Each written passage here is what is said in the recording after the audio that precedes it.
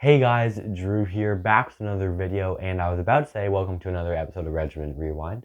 But today is not specifically talking about the Newfoundland Regiment. It kind of is. Not their rewind though, not recapping their games this time. The trade period is done, which was quite busy for the regiment, not gonna lie. They were really busy at this trade deadline, trying to get their roster bigger and better for this upcoming postseason. And there was a big deal that was made a couple days ago. I thought about making it then, but I kind of thought I'd just wait and see if the regiment made any more moves before the trade period ended, which they did. And we'll talk about that as well in today's video. But let's just start off talking about the trade they made, which was a pretty big one with Baie-Comeau once again. And I'm going to be honest, I think the regiment won this one by a large margin. They ended up getting Alexis Michaud from the Baie-Comeau Drakkar, as well as a 2026 third round pick. Michaud is a guy who's really skilled based and will slot in really well in that top six, in my opinion. In 36 games for the Drakkar this year, he has 10 goals, 16 assists for 26 points. So he's racking up those points, which isn't that bad for a guy like Michaud. He's going to wear number 95 for the regiment. So expect if he has a good game, the name of the recap will be Kachow, because I feel like it's just quite ironic that he chooses like McQueen's number. But yeah, Michaud, he's going to be an interesting piece, but I would expect him to have a bigger haul back to Baie-Comeau. Like, you look at a guy like Mathieu, for example, honestly, I wouldn't have been surprised, like, Michaud could have been worse Daniele, like, in the trade that the regiment gave to Baie-Comeau for Mathieu. In my opinion, Michaud is kind of way better than Mathieu offensively, at least, but when it comes to the overall game, maybe Mathieu is a little bit better at that because he is an NHL draft pick overall. But Michaud's 19 years old. But the regiment gave up Lyndon Larson in the 2026 second round pick. In my opinion, that 2026 second is a bit more valuable. Larson's been all right in a bottom depth role this year. The one reason why I'm kind of bummed that he got traded from the regiment is because the regiment are a really short team. They're very little, it feels like, compared to other teams, while Larson is probably one of the only players that is over like 6'2", in my opinion. I think he is, at least, standing at 6'4". He didn't rack up too many points this year for the regiment. In 36 games, he scored 2 goals, 2 assists for 4 points. So he did all right, but he was mainly a fourth liner, so didn't get too many minutes. Just a physical forward. I was kind of expecting Max Deneen to go at this trade deadline as well. Just didn't really fit the bottom depth role, in my opinion. I feel like he'd do better in a spot like the USHL or the NAHL or somewhere like that, in my opinion, but they didn't release him. But Michaud, like, he's going to be a good piece. And Larson was a solid depth guy, but Michaud is definitely going to fill in a big spot in the regiment's top six. I don't think he'll be top line forward, I should say, on the regiment, but more so on that second line with probably Danacek and Gauguin. But yeah, really good trade from the regiment on that one. If I had to grade it, I'd probably give the regiment a straight A, and Baie-Comeau, they'd probably get like a B minus maybe, because Larson, like, I don't know if he's going to fit Baie-Comeau too much. And that 26 seconds really what makes this trade really good.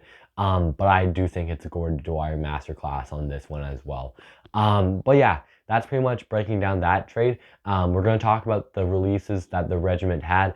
They released Mikas Vekvaneg's. Finally, it felt like it was coming for like 2 months there. And they also released Oliver Sampson. And he's going to go play this rest of the season in the Czechia second league. So not the top league in Czechia, but in the second one. We'll talk about their stats, how they were meant to the regiment, and what they meant to me for the regiment. Mikas Vekvaneg's played in the first ever game in Newfoundland Regiment history. Started in the first ever game, I should say, since he was a goaltender. But in that game, not in that game, in his 6 games for the regiment, he's had a 3.86 goals against average and an 850 save percentage. Not great numbers, if you ask me. He represented Latvia at this World Juniors, had an 805 save percentage in 2 games. this guy's a Montreal Canadiens draft pick. Like, it was just a brutal watch. It felt like every time Mika's Vekvaneg's was in net, especially with that trade for Danault, it kind of felt obvious and unanimous that Vekvaneg's foot was out of the door. And that's just the case here. And I guess they tried to trade him, but I don't know how much he was worth in trade value. He's a University of Maine commit next year into the NCAA. Yikes if you're the U of Maine, in my opinion. But yeah, Vekvaneg's just didn't really have a spot, and like, I don't think he's good enough for the Q, in my opinion. He'll probably just go back to the BCHL is what I'm expecting. I didn't really like Vekvaneg's. I'm going to be honest with you. I couldn't rely on him as much as guys like Prue, Anderson, and now Danault, of course. So it kind of was obvious that Vekvaneg was going to get the foot out the door, which he did. But then you look at a guy like Samson, who was a really good offensive-minded defenseman in 9 games for the Regiment this year. He had 0 goals, 4 assists for 4 points. He didn't get too many games in because he was an overager. There's only a certain amount of overagers you could have on your team throughout a certain amount of games. And Blake Pilgrim-Edwards didn't play to start the year, but then he started getting in a couple games, and when he played those like couple games, he really impressed Dwyer, which is why now he is like a mainstay in the Regiment's lineup.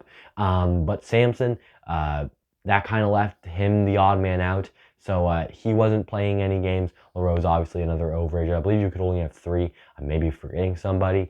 But Samson, not only was he an overager, but he was also a Euro spot where you could only have 3 as the max number on your team. That is an import draft pick.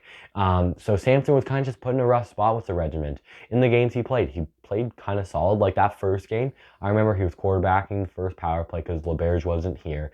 And he did a good job at it. Like, I was really impressed with how good he was.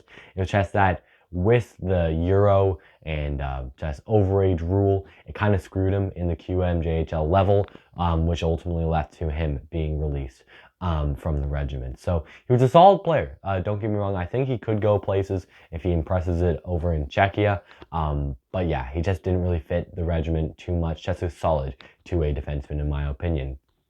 But yeah, I want to hear your guys' thoughts on who you think won the trade from Newfoundland to Baie-Comeau. What do you guys think of Larson? Will you miss him? Will you not? If you've heard anything about Michaud, please leave a comment. Let me know about it. And obviously, if you're sad with the Vekvaneg's and Samson release, please let me know as well. There's going to be no videos this weekend. I'm going to be in Montreal watching my first couple NHL games. So I will try to get those videos out to you guys on Wednesday. I have a very busy day on Wednesday. So I will try my best to get out. No guarantees, but I will get those recaps out for you guys to watch as the weekend passes by. So yeah, that's it for today's video, guys. I hope you enjoyed it. If you do like this video, you can subscribe if you really liked it. We're on the road to 400 subscribers, so if you can hit that subscribe button down below, I would truly appreciate it. That's it for today's video, guys. I'll talk to you all again next week, where the Regiment face off against different other teams. I believe it's St. John and Moncton for a few games. So yeah, until then, I'm Jordan the Hockey Guy signing off. I'll talk to you all again soon.